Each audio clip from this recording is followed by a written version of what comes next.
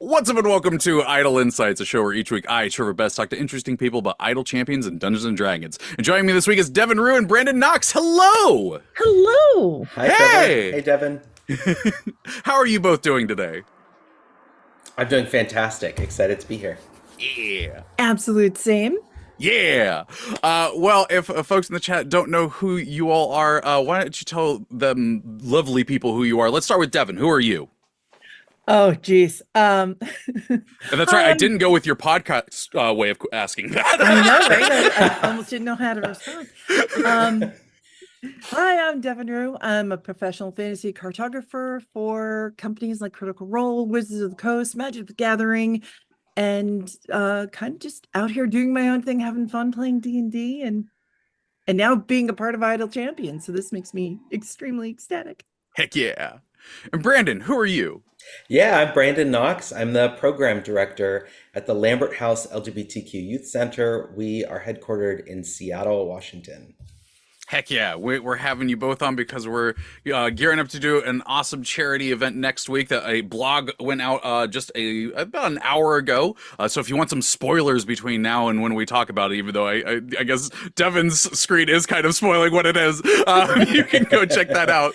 But before we get into that, I like to start off with the icebreaker question. Devin, we're going to start with you. How'd you get into D&D? So I was over at a friend's house when I was about 14 years old, and we were just hanging out, and we walked past like a room full of people, and there was a bunch of adults in there playing D&D, and I was immediately captivated and was like, what are they doing? What are you doing? Can I come play? And they were like, well, you kind of can't join in now, but next time you come over, we'll do like a little thing for the kids. And they did, and that was it. I've been absolutely hooked since. That's so cool. Yeah. Like there's definitely because most of the time, like, I hear people talk about like, oh, my friends got the books in high school and stuff like that. I don't actually often get to hear people who are just like, oh, like, there were adults that were playing and like taught me how to play. That's because I do think that's a really big important thing is like, giving kids the opportunity to play this and teaching them how to play. I did that with my nephews, and I used to run games at a bookstore. So like, and there were a bunch of kids. So I really love that's how you got to start as well. Right. Well, by the way, at 14, an adult is anyone who's like 19 and older, I guess. Okay, so, like, that's fair. That's fair. But they actually were. Oh God, I think the youngest at the table was their older brother, so they were 18, and then they were playing with their father, mom, and a couple other people that I don't know the relation to the family. But they were all really adults. Cool. They were in their 20s to 30s, so that was cool. Yeah. Brandon, we discussed beforehand a extra question for you, which is, what is your area of nerd? So I do love fantasy. I play a lot of video games that are based on D&D worlds and rules. Heck yeah. But I also love sci-fi and just actual science. So lots of different areas of nerd to dive into. Oh, see, now, like, I love D&D, and I'm glad we're here to talk about this, but also I'm in big astrophysics mood. That's like the videos I have on while I'm working, so, that's tempting. That's good stuff. Did you, what like, you said you played some games that had, like, D&D stuff. Did you play Baldur's Gate 3? I'm playing Baldur's Gate 3 now, yes. And I played Baldur's Gate 1 and 2 when I was younger. Oh, heck yeah. Yeah. Oh, you got in there with the second edition rules and everything. Absolutely. All right, important question. Who are you romancing? Oh. Is it Asteron, the vampire? Oh, Asterion? Oh, yeah. Asterion, yes, yeah. Yep. Lots of Good charisma choice, there. Same. Yeah. My wife got to hear me in the other room often say to an NPC, yeah, but I just don't think my vampire boyfriend would like me doing that.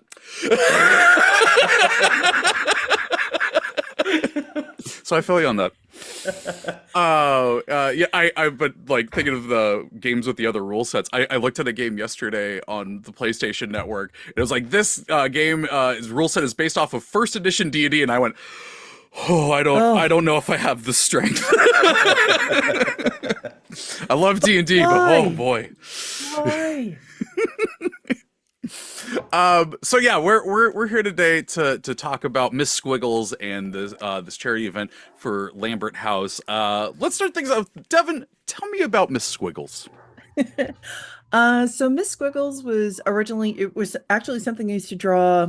I do lots of doodles. I do them every day, just kind of do them for myself, something to like warm up before do any art.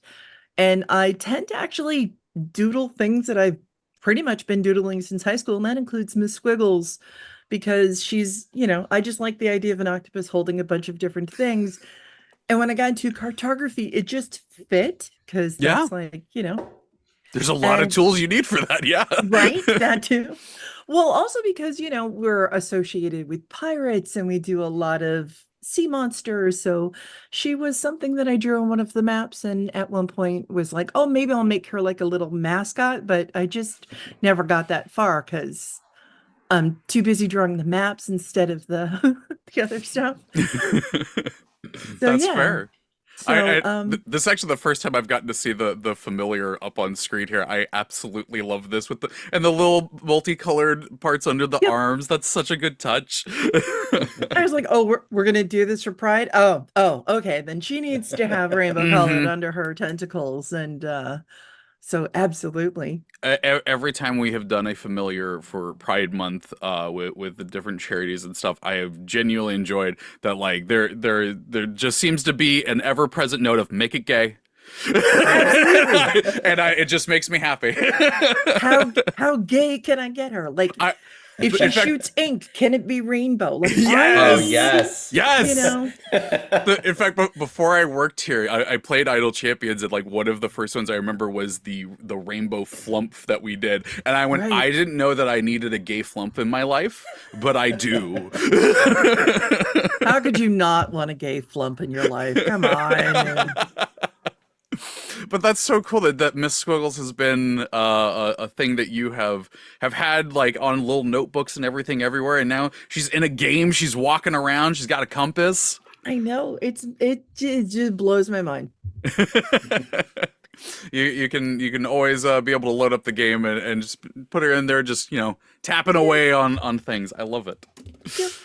Well, Brandon, Miss Squiggles is so the first week of sales. The way this is working is Miss Squiggles is launching on Monday. First week of sales through that, the proceeds are going to Lambert House. Tell me and chat about Lambert House. Yeah, so as I mentioned, Lambert House is an LGBTQ youth center. We were founded in 1981 by a pediatrician to improve health outcomes for LGBTQ youth. It was Dr. Bob Deischer. He was a director at the University of Washington and did a lot to look out for homeless youth and LGBTQ youth in our community. Founding Lambert House was one of those things.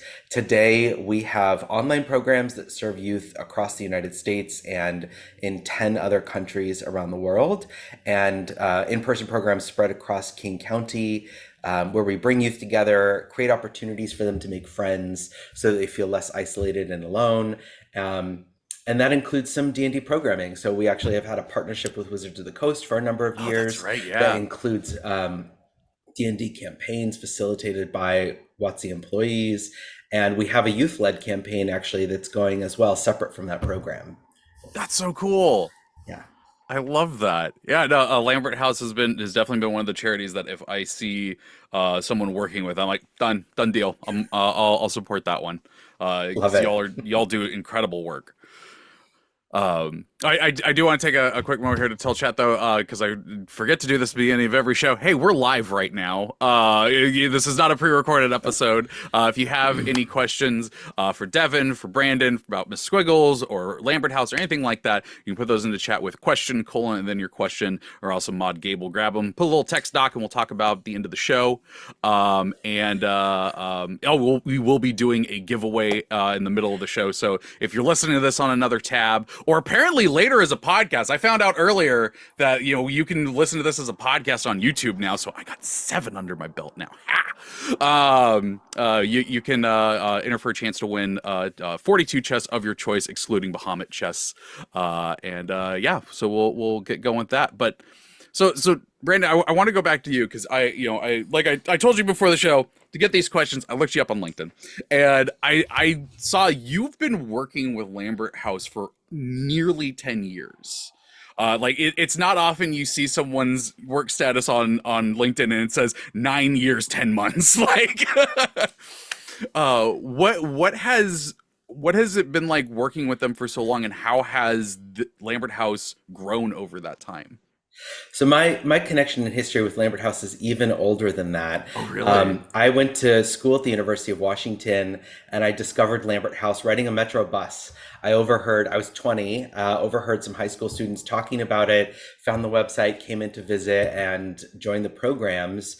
While I was a program participant, I did internships and volunteered for some things. I attended groups, I made friends here. It was my first real solid connection to the LGBT community, and was really important to me at that time in my life. And then went off and worked in higher education for a while. And then frankly, coming back to join the staff has been a dream. To be a part of an organization that helped me when I was younger and that already meant a lot to me, and to help sort of make the magic happen it's very fulfilling, and not very many people get to have a job that is that fulfilling and that also is how they make a living. And I feel like that speaks, absolute volumes about Lambert House as well, because you're someone who they helped, and you were there at the beginning with them, and now you work for them and with them, and that says a lot, that when someone attempts for help and that person comes back to help others, I mean, that just speaks volumes about them. That's so cool. I saw in chat somebody asked if I had a good recommendation for an asphalt roofer, which must mean they looked at my LinkedIn because okay. I'm glad that made sense. I saw that come up to chat, and I'm like, Rough Rider, what are you talking about? How are you gonna have me ask this question? my dad and brother and I tried our hand at running a business for a handful of years that related to roofing. Okay. Oh my god. I thought Rough Rider was typing in a question to the wrong chat. Like, I was so confused. See, I would have just assumed that had something to do with house. Maybe they think Lambert House makes houses, That's fair. That's fair. Oh man, that would be funny though, if that was the joke that they were going for, but it just so happened that astronomically Brandon had a connection to this. Oh my gosh. Oh my, I completely lost my train of thought there. That means it's a good show. So Deven, we're gonna have Miss Squiggles come in here with Lambert House. I was curious, and I forgot to ask this beforehand, but have you gotten to work with Lambert House before on anything? No, not yet. I although you'd have think it would have thunk I had. I don't know what that pretense would be. Anyhow, yeah, no. Especially as a oh man, I grew up on the streets of New York. Like a lot of people that are in the queer community, it's really hard for us to find groups, to find people to genuinely feel safe with. Mm-hmm. And I can't imagine what that is like outside of New York, where we have far more of now I live in Portland, Oregon. So, again, another place where, we're a little bit far more accepted than, other places across the country. So, but yeah, no, it's one of the reasons why I absolutely jumped at the chance to do this, because it means a lot to me. And I would love to do more with them. I'm not gonna lie. When I saw that this was the team up that we were gonna have for this Pride event, I was like, yes, perfect. So I'm really happy that we were able to get all this together, and I mean, even do the show, because this is only the second time now that we've gotten to have the creator of the Familiar and someone representing the charity organization together, and I've really been loving doing these to get you know, kind of the excitement about the familiar, the excitement about the charity event, because you know I know people out there in chat, like I'm sure all of you read the blogs that I write in full detail, but Absolutely. I really do I really do think it's a good thing to have folks on here to like kind of show people face, you know, like what is the people that are working on this and why it means a lot to help support these things, because like at the end of the day, like I would love for all of you out there to go buy Miss Squiggles to help support this next week, but also like if you don't got the funds next week but you got the funds a few weeks later, Lambert House is still available to go support. So you know, I very much encourage purchasing Miss Squiggles next week, but also to continue supporting Lambert House, not just in the month of June, but all throughout the year as well, if you have the ability to. Okay, Deven, I told you before the show that I've been an admirer of your maps for a while, so of course I had to ask some questions in here about maps. What Go for it. what brought you to drawing maps, to like becoming a cartographer? Like how did that become like your area of art? Um, that is a really convoluted story. Well, we got time. It's okay. Right. Well, it's kind of in a couple of different parts. Like I said, when I started playing at 14 years old, absolutely fell in love with the, playing D&D and role playing. And I soon became a DM and started drawing maps for my party. I'm also a huge earth science nerd. I love discovering Oh, the way our planet works and geography and are you one of the people that when they saw that Twitter video that went around of that 3D scanning thing where they moved sand and it changed the topography, you just flipped out about it? pretty much. Yeah. I mean, anything where I get to like to, again, one, because it's a form of art, and two, I just love how everything is absolutely connected on our planet, how one thing affects everything else, it's really fascinating to me, probably way more than I should probably go on to. No, I again, like, you know, I think special like interest like that is a really cool thing to have. Like, you know, I was talking to Brandon about like just having like science obsessions. Like, is it important for me to know the holographic universe theory? No, but it's fun.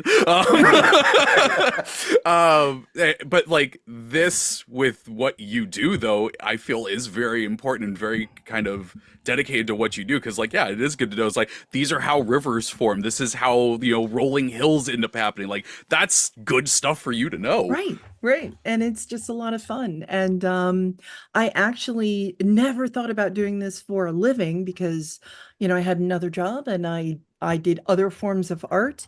And then in 2011, Skyrim came out from Elder Scrolls, which is Oh, I'm a huge mm, Elder Scrolls fan. yes. And of course, the map that we get in the game doesn't look anything like the map that came with the game and doesn't look anything like the map that Oh you man, teleport with. and especially after like going from Oblivion that had that gorgeous cartography map when you opened Right. it up. Oh.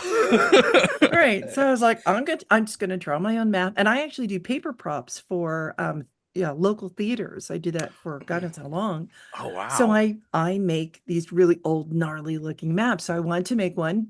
I did, and the internet was like, oh my God, and Oh everyone's like, well, can now you I make have to these? And I was Google like, this. unfortunately, no, right? I was like, I can't, it's copyrighted. And then People right. don't understand copyright. No. I was like, this would be great, except they're gonna sue me. I could have made so much money. No. And then Oh, you yeah. know, here's the wild thing.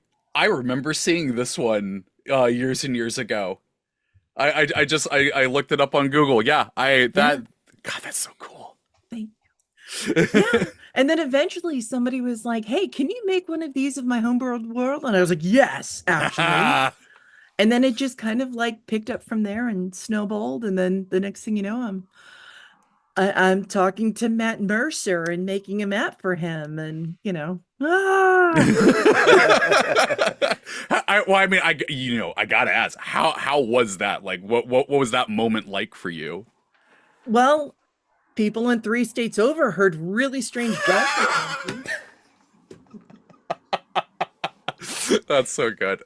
I actually told him, because what happened is at the end of campaign 1, Taliesin as Percy talks about how he'll have a bunch of local artisans commemorate everything that happened with Vox Machina. Hmm. And I was like, oh, I finally figured out what fan art to make. And so I was going to make a map of Tal'Dorei. And I did. Yeah. And as I was making it, I was doing little videos of me taking the very tip of a Copic marker and highlighting every individual tree and then shading it in. And someone tagged Matt in it. And then Matt's like, "What are you doing?" Taking extra fine detail with it. Right. And so then I was like, "How do I get this to you?" We started talking, and then I was like, "Hey, you ever need like a map or anything, And he's like, "Huh, No big funny you deal. say that. We're starting campaign 2." And I was like, "Dude, dude, dude, don't play with my emotions like that. Like, seriously, don't tease." And he's like, "No, I'm serious." And I was like, "Hold on a second." And then I went and screamed my head off until I was hoarse. And then I came back. "What do you need?" Oh man, and now you've got maps of different areas of Exandria in official D&D books, and Yeah. you got to draw Lord of the Rings maps for Magic the Gathering. Yep. Oh Yeah, my that was gosh. oh my God. Yeah. That's really freaking cool. Like that is I mean we were talking about before the show, you're like you are a professional cartographer and that is a wild title to have, but God, that's so cool. It is. It's mind-blowing because, again, when I got approached for the magic cards, I was like, they're like, "Oh, we'll have you do Middle Earth." And I was like, Yeah, I just kind of flippantly, you just do Middle Earth, yeah. right. Like I completely There's never been a malfunctioned. map of that before or anything. Right. And then they're like, "Yeah, the Tolkien estate has to approve of it." I was like, "Nope, Oh nope." my God. Yeah. I was like, you're kidding, right? No, no, no, no. I So didn't think yeah, about that. Of course they had to. Oh yeah. my God. Ah. Whew, that's incredible. That is incredible stuff. Devin, like I said, you do incredible maps. You deserve everything that you've got going on. Oh, thank you. Incredible stuff. But one of the things I wanted to ask though is because, and you even kind of touched on this a little bit earlier, is that you do like draw other stuff, and I I know this is especially from writing. Like writing has been my passion for decades, and like now this is what I do full time, and that does kind of take the way that art recharged you and that turns it into a job. And I'm sure like as much as like drawing maps and doing cartography stuff is still really fun and everything, it is still a job. Mhm. What do you draw or do to recharge from that? Well, I do doodle, and they are, I mean, I shouldn't call it doodling. It's obviously it's more than like, little octopuses everywhere, Hmm. octopi. I know, Um, doodle in my head. I'm like, I drew 3 squares and it's a robot. right. I'm drawing full on landscape, so I guess doodling isn't really. But I do things that I don't share on the internet. They're just for me. They give me all of the freedom I want without feeling like I'm constantly doing stuff to get views or to get people to, Hmm. become a patron or like Yeah. whatever. But it's actually one of the things that it inspired me to. I'm now working on a tarot deck, and specifically around world building. So I finally get to bring Ooh. my landscapes and all of my little doodles um onto something that's, it's not just a map anymore. It's Yeah. now my full illustration. So this has been a lot of fun to do. Not that I mean, I love drawing maps. Hmm. I actually world build a ton, especially with anyone who I get to work with. Hmm. And I love the connection of cultures and languages and everything else that has to do with the world around us. And I love to be able to do that aspect probably more Mhm. than anything else. So that actually is what charges me more than drawing the maps. That's awesome. Yeah. I mean, for writing wise, I understand the love of world building and everything. Mhm. It see the funny thing, like I suck at drawing. I will just say like that is I've gone on record saying like there was a 3 month period in 2010 that I could draw, and then suddenly I couldn't again anymore, and it hasn't changed since. But like the one thing that I have actually found a real love for drawing wise is doing very simple maps. Like I'll do a few for like my D&D sessions, and I've done a few of like, you know, countries for like books projects that I'm working on stuff, and they are very simple. That's But like fine. That's why you have a professional cartographer. exactly, If exactly. everyone could draw, it'd be out of a job. Yeah. Oh yeah. But like I definitely understand like there is a part of me that does absolutely understand the like kind of love that goes into that map, and as you're going about it, just like, okay, well, is anything about this peninsula like interesting to this world, or why is this delta this way, and did any civilization form up around that because of this? Like that is just so much fun to let your mind go and do. Because like with my world building, it very much is like I have to get the story in there. It's all about the story, and so letting yourself just kind of go free and make things and world build, it's that is just so much fun. I totally get how that is a recharging thing. Yeah.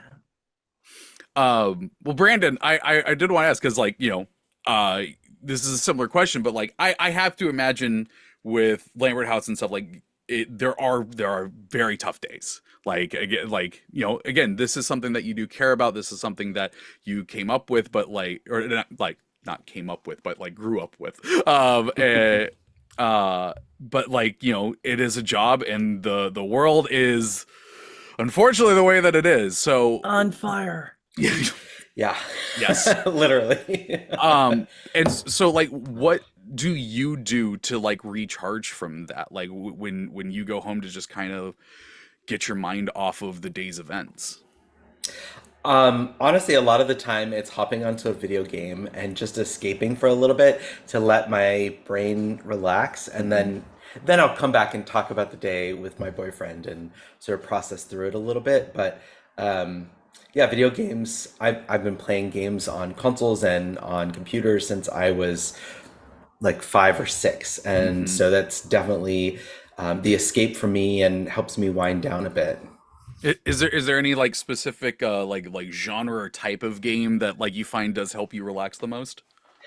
You know, sometimes it's jumping onto Fortnite and showing the 13-year-olds how it goes. Oh, I love it. Oh my god. And other times it's jumping on Call of Duty and getting walloped by the 15-year-olds.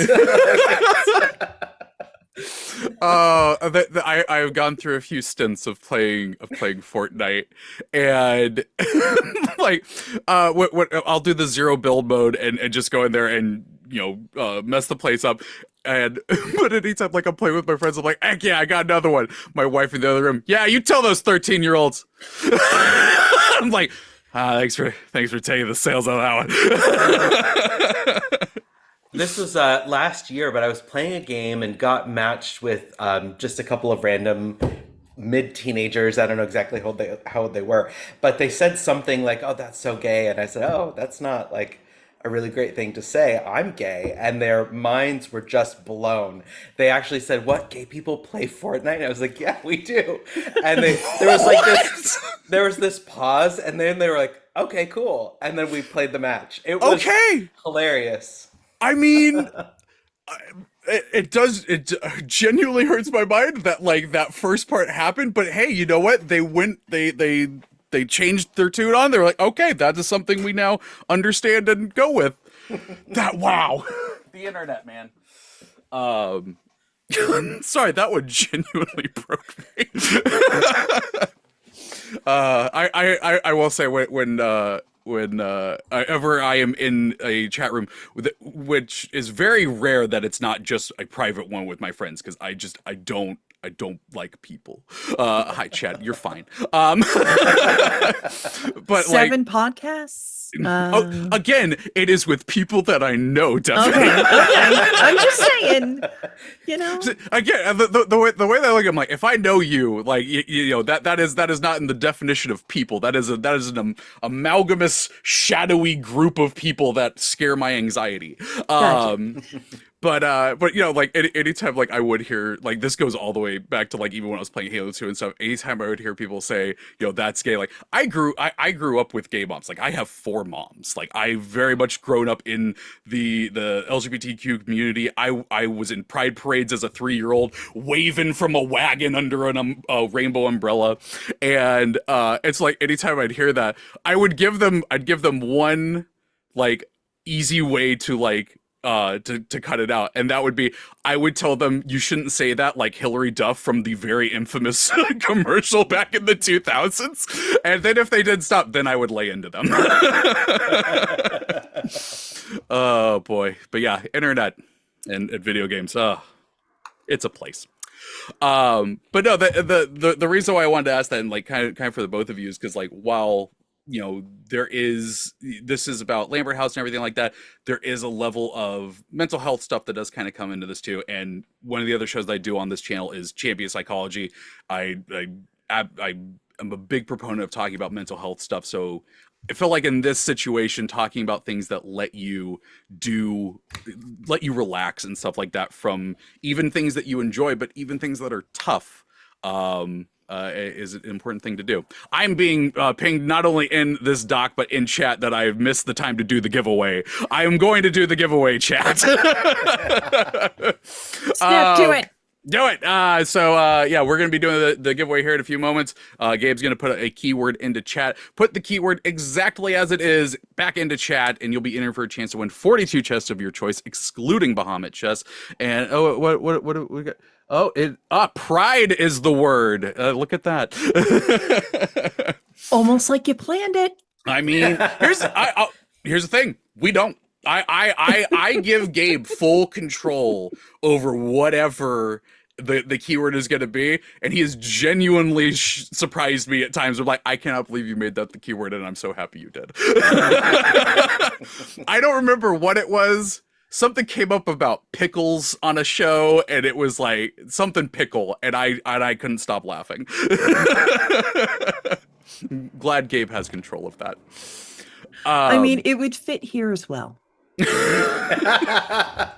Yeah, sure. Why not? Yeah, pickles. There we go. Pickles. Okay, Deven, going back to you.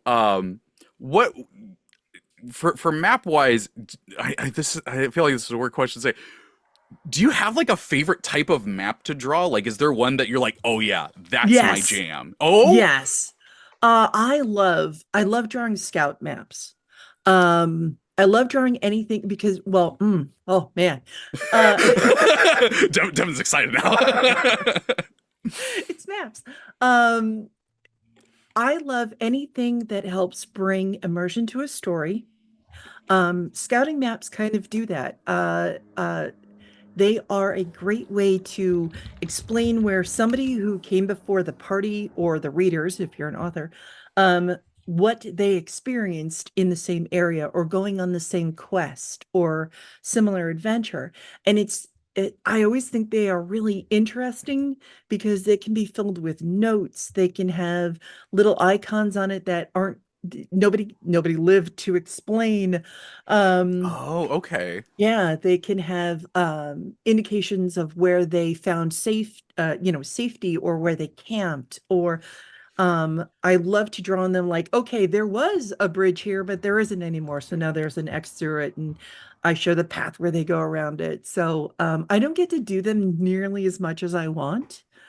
I can see how that's a very niche one to have. Yeah. So but I love doing them. They're my absolute favorite. My brain. I told Brandon this before. I don't know if you were there at the beginning of the show to hear, but I have ADHD, so my brain's gonna bounce around on stuff. I didn't know what you meant by scout map at first because I was like, Right. I don't know if I know what that is. And then as you explained it more, I was like, I registered it, and my brain immediately went to, oh yeah, it's like that map they have from that vanishing town Roanoke, and they think there's a UFO that's marked on the scouting map. I hate that that's where my brain went. I mean, but accurate. Yeah, I mean, it was a point of reference. I was able to see in my head what it was you were talking about. Perfect. Yeah, I was curious about that because like I said, like I've tried to draw maps and stuff, and like I there's such a big difference between like just doing a dungeon map or like doing a country map. The one that like I just anytime like I've thought about trying to do, I've just fumbled it was like city maps. And so like I Yeah. like is that one a bigger challenge, or am I just I know I'm very low skilled on this, but I was just wondering if that's like a challenge for people who do this professionally as well. I think it depends. Like there's seeing some of the maps and stuff that other cartographers create. There are some people that make the most gorgeous city maps, and they do a lot of them. And I'm always like, oh, I'm so happy you do because I don't really do those. Kind of suck at them. I mean, for the most part, it's a lot of it is because I want to build it the way it should be. I want to add Mm, all the infrastructure and foundation that's needed to make a city. And anytime that I draw something, I get so into the weeds that by the time that I've even come close to drawing the map, it's now like, a couple weeks later, and I was like, I really just need to draw just a city. Like, so yeah. I've realized that they're not really my thing. So yeah, city maps are really hard. Okay, I'm glad it's not just me because like first time I tried it, I was like, this is my hand doesn't know what to do with this. Like I Right. don't I feel like I'm doing everything wrong. Okay, I'm glad it's not just me.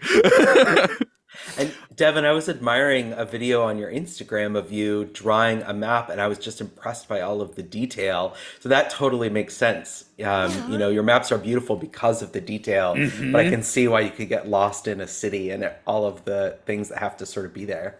Oh yeah. And I will absolutely just crawl over every, like I have a huge Wacom tablet. It's like a 27-inch monitor, and I will Wow. zoom it into one single pixel is about an inch big. And I will That's just wild. sit there. Yeah. Well, also because I'm partially blind, so That's fair. That's that fair. does help. But it does. I want players or readers to just crawl over a map and find all the little things that I leave in them, and I love the sense of exploration. So I make maps that make you want to explore.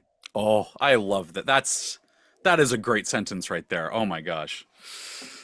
And also as a fan of I Spy and Where's Waldo books, I love that too. Right? That too, yeah. So we actually got quite a few listener questions before our listener, sorry, chat questions. But before that, I do want to give Devin a chance. Tell us about your podcast.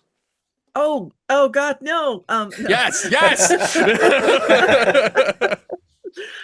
It's called Equip and Quill, and it's basically about creators in geeky spaces trying to navigate the really, really rough waters of social media, trying to work with other companies, do this for a living, all of the stress that goes along with it, trying to stay creative, and knowing that everything that we create is a luxury item.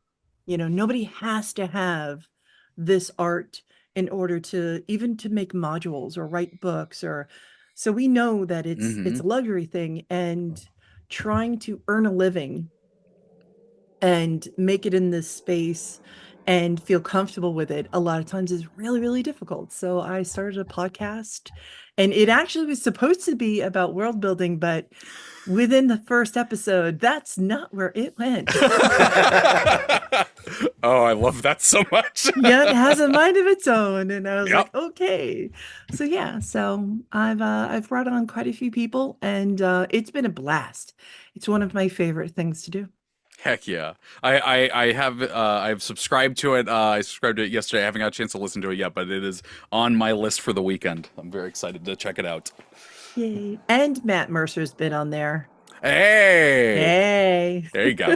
Oh yeah, I saw our producer Lauren was on there as well. Yes. Yeah, I gotta Yeah, check we that had out. a blast. She's got to come back on. Yeah. Yeah. All right, let's do some chat questions. We're gonna start off with the lurking writer. Oh, this lurking writer got fancy with this. It's not question, query. Actually, if you put an extra e in there, that would have been really appropriate for this episode. Right? If a wizard combined astrophysics with their love of magic and monsters, would they be able to create a purple wormhole? Yes, I'm just saying yes. I mean, why I, not? I don't know what that entails, lurking rider, but yeah, that just but that's I'm gonna stat that out later. It's a CR32 easily. Purple, blue, pink. Right? Oh, I love it. Let's see. Next one, Lurking Rider's got another question, or sorry, query. Speaking of maps, have any of you ever come across the Map Men on YouTube? They combine cartography, history, geography, and comedy with the side of British sarcasm. Some of the topics and things they've done videos on have helped me out planning my own world building. Oh, I've either of heard you of them. that? I haven't watched anything. I get sent a ton of stuff that has to do with maps, Oh, I'm sure you do.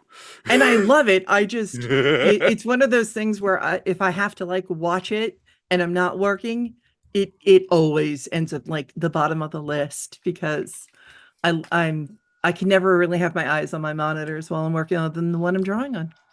That's fair. Yeah. Lurking Writer. I've looked them up on YouTube. I'll check that out after the show. Thank you for the recommendation. Let's see. Star Chaser 43 says, question: does Deven prefer regional / detail map making or building world maps or both?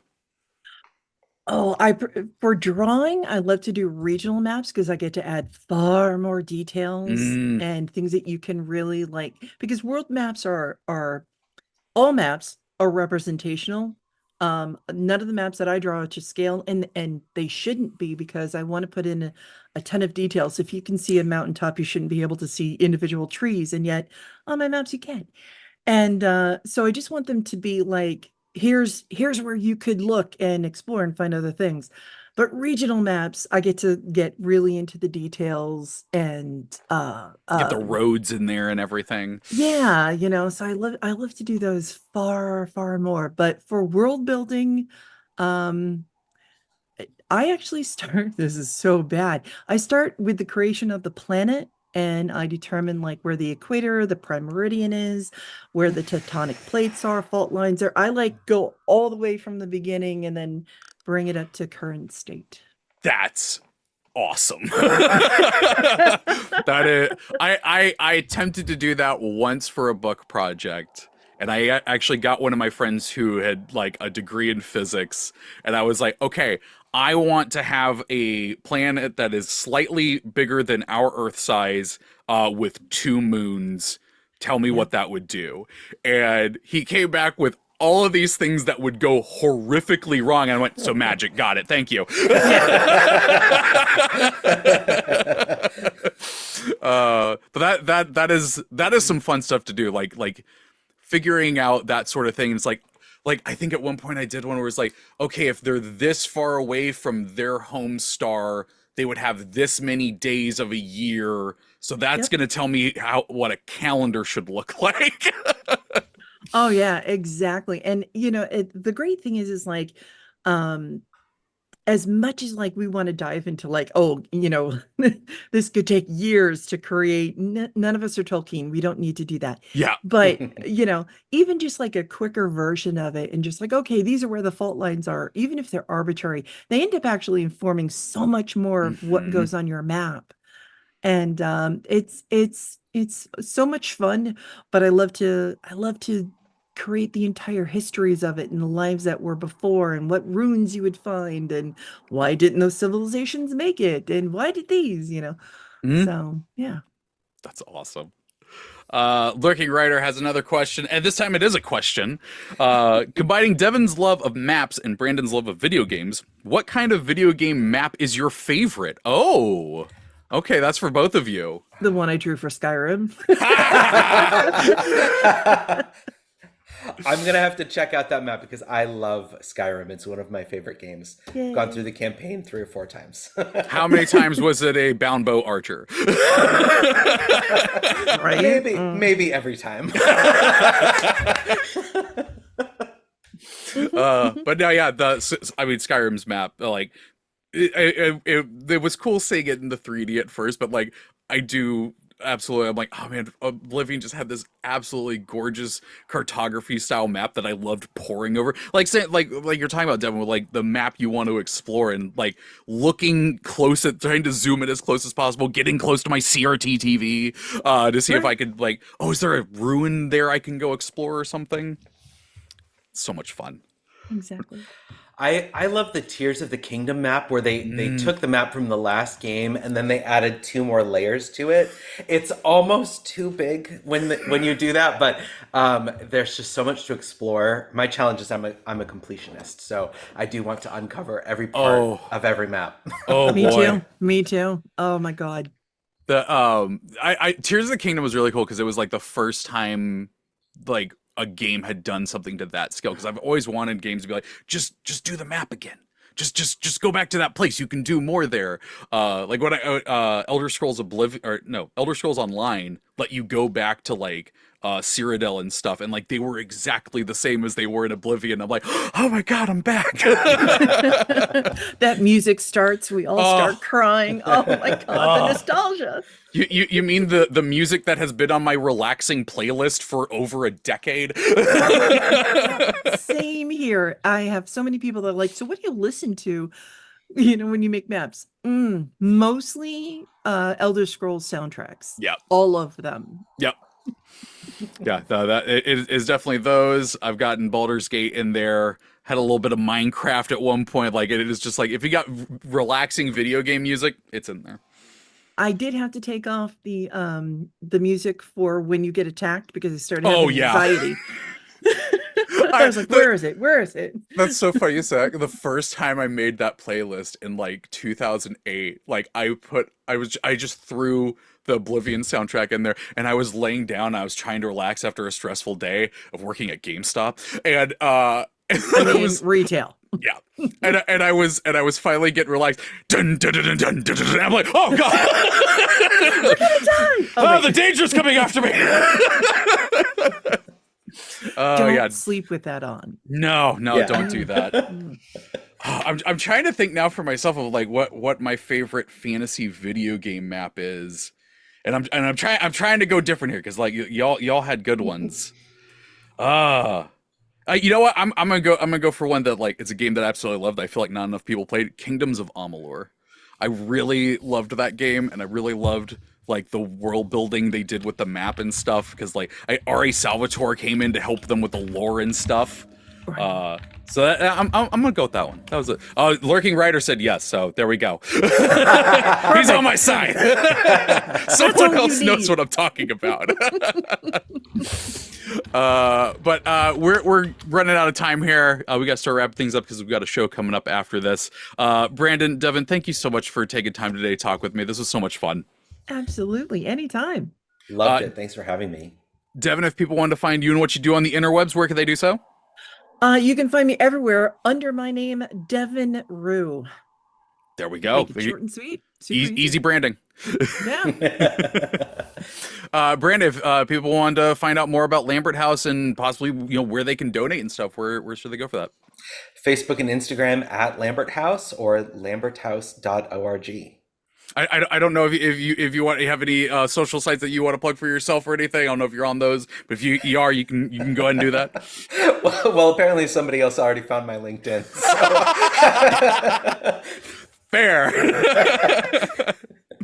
But yeah, folks in chat, please remember next Monday, Miss Squiggles releases at noon. All proceeds from the first week of sales of Miss Squiggles goes to Lambert House. So if you have the ability, please pick up that familiar. If you have the ability later on down the road, even outside of June, like I said, keep supporting. Lambert House is a great organization to help out and donate to.